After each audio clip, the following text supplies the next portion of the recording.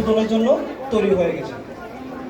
আমরা দেখি যে কোনো ফসল যখন বীজতলা করি, বীজতলা লাগানোর পর যখন বীজগুলা উঠে, অনেক সময় দেখি যে উঠার আগেই বীজগুলো মরে যায়।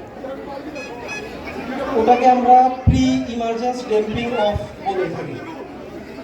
মানে হচ্ছে বীজ অঙ্কুরোদ্গম হওয়ার আগেই বীজগুলো নষ্ট হয়ে যায়। ধরুন বীজগুলো উঠলো, অঙ্কুরোদ্গম হলো, দুপাতা হলো, তারপরেও দেখবেন যে গুঁড়া পচা হয়ে যায়। এইগুলোকে আমরা পোস্ট ইমার্জেন্স ড্যাম্পিং অফ, এটা হচ্ছে রূপ। মাটিতে যেমন ভালো জীবাণু আছে, তৎসঙ্গে খারাপ জীবাণুও আছে। যদি আমরা ব্যালেন্স করে না রাখতে পারি, তাহলে ক্ষতিকারক যে জীবাণুগুলো আছে সেগুলো ঢলে পড়া রোগ, গুঁড়ি পচা রোগ, এগুলো বিভিন্ন ধরনের মাটি সংক্রান্ত যে রোগগুলো আছে সেগুলো আসবে এবং আমাদের বীজতলাতে